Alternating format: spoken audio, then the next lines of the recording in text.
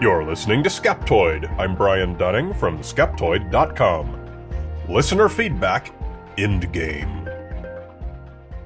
In a typical listener feedback episode, I'll go through perhaps half a dozen emails from you that add some context or new information to stories from past shows. Today, though, we're going to do just two, because these required a deeper dive. They're a bizarre wrinkle that followed our story on the history of the popular belief that monosodium glutamate can cause all kinds of foul side effects, and on some perpetual mythologies that the supporters of one particular Catholic miracle cannot seem to let go of. But before we get to those, I want to give a general answer to the many of you who have, over the years, written me some version of the following email, and for which I thank you. This example is from Pam. Hi, Brian. Once again, the anti-fluoride activists are petitioning our county government to ban water fluoridation. They say it causes cancer and autism. A teacher at one local school has been trying to provide the county science-based information to counter the activists, but he is outnumbered. Worse of all, whenever they come to a county meeting, they bring professionally printed brochures with articles that look like they came from science journals. My question to you is, would you consider coming here to speak to the county if we set up a meeting, or even make a remote presentation? The sad thing is I get some version of this email every week or two, and it's always fluoride, or 5G, or Wi-Fi, or smart meters. The anti-science activists are out in force in every city, county, state, and nation.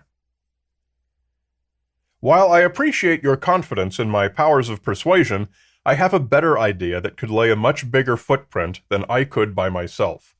Every episode transcript on the website prints out into a nicely formatted PDF document, suitable for reproduction and distribution, and it even includes all the references at the bottom. If you have a need like this, please save that PDF and send it to your local government council.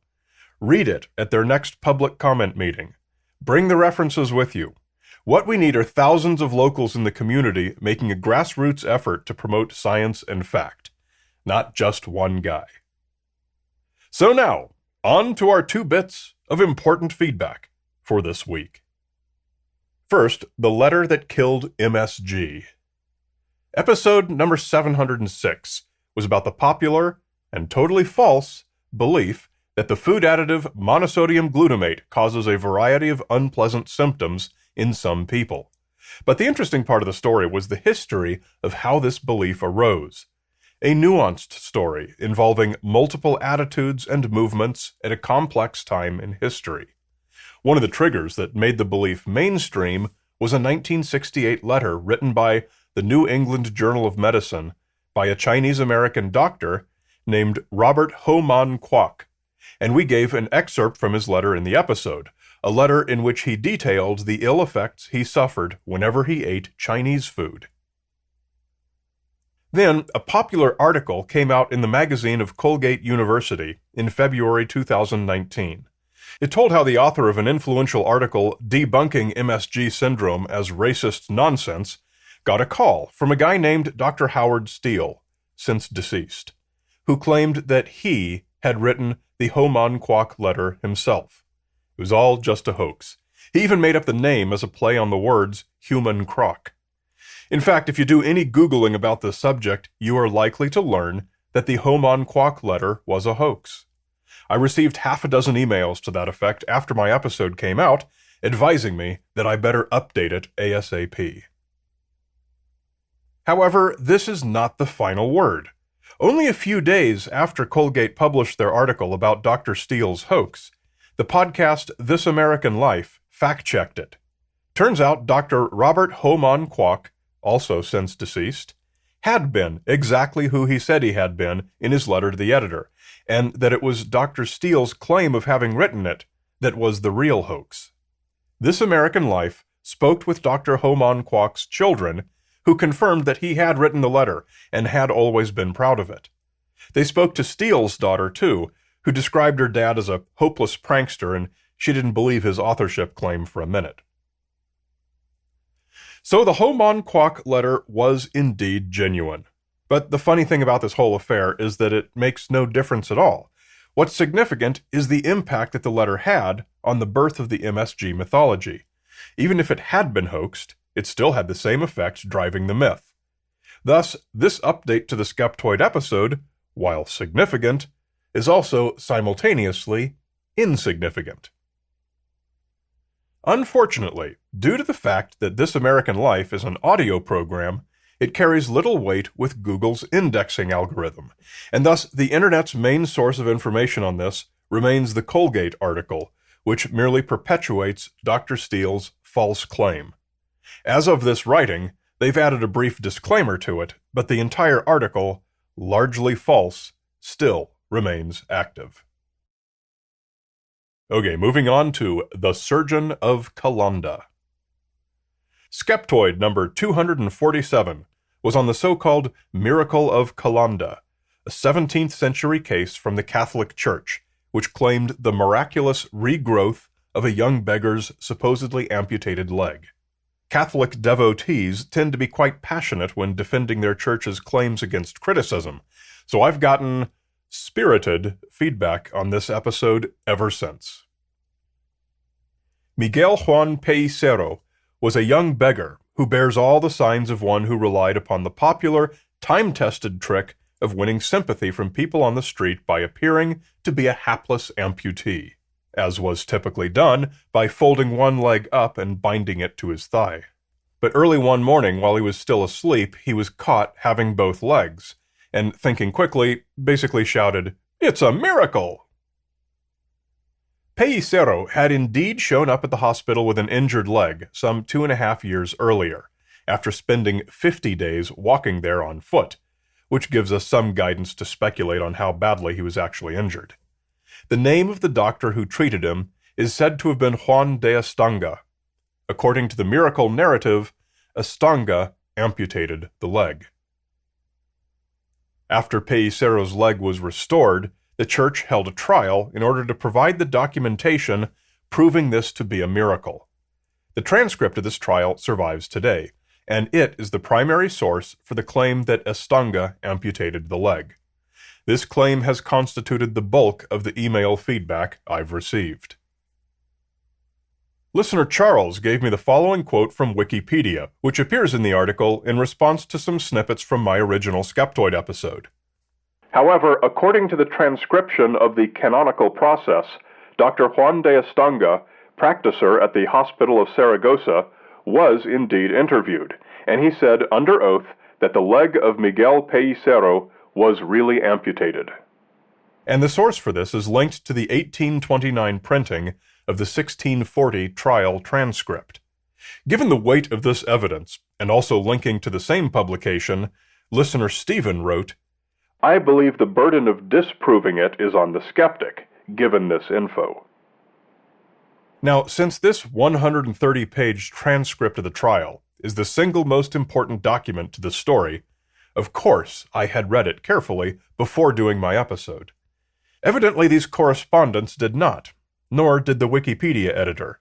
The format of this trial was that a notary would read articles giving the basic miracle claims, and then the witnesses would affirm or deny each article. When Estanga testified, he affirmed that he remembered a young man come to the hospital with an injured leg some 2.5 years ago, but he did not know that young man's name. He recommended amputation, and he testified that he believed it had been carried out by practitioners and nurses, but did not claim any first-hand knowledge.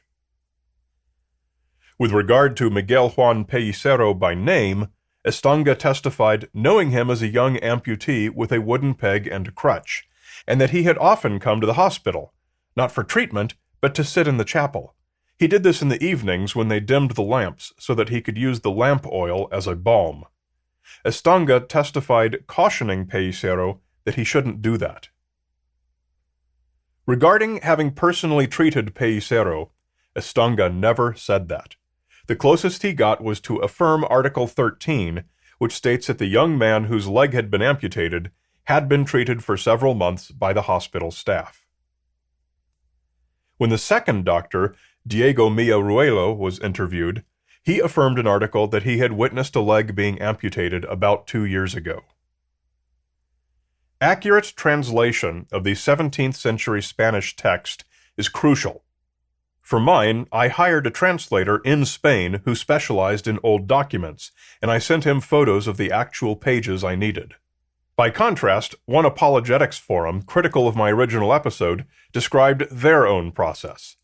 The scanned version has then been passed through some optical character recognition software to produce a text-only version, which can then be passed through Google Translate's heroic attempt to understand it as modern Spanish. Now, while it's certainly easy to connect all these dots and conclude the evidence at the trial proves that Pellicero had his leg amputated, particularly with only a loose machine translation at one's disposal, one has to remember two very important points. First, the trial was held for the explicit purpose of providing proof of this miracle. It was not to investigate or to learn what had happened, but to document a predetermined conclusion. The transcript was written for the exact same purpose, to give the church the needed documentation that a miracle, unexplainable by any natural causes, had taken place. Even so, they failed to produce any doctor willing to state that he had amputated the leg of Pellicero. Why not? Well, in my experience, it's because this sham church trial cherry-picked its witnesses, as evidenced by a total lack of witnesses who presented any contradicting testimony. Even if they had found a doctor willing to say he'd done the amputation, such trials as this have always been so notoriously tarnished by their flagrant prejudice that its findings should carry little weight with any reasonably skeptically minded person, especially when such an obvious and well-known alternate explanation exists. So, listeners, keep your feedback and corrections coming in, and I'll do my best to accommodate as much of it as I can. If you hold me to a high standard, I'll meet it.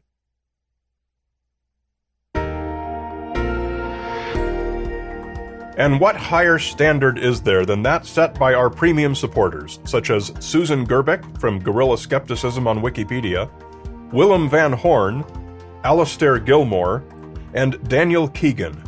Thank you for giving us the support we need. Well, let me give you a shout out too. It's easy, just log into the members portal at Skeptoid.com and click Shoutouts and Stories to request it. Also, get the Skeptoid books.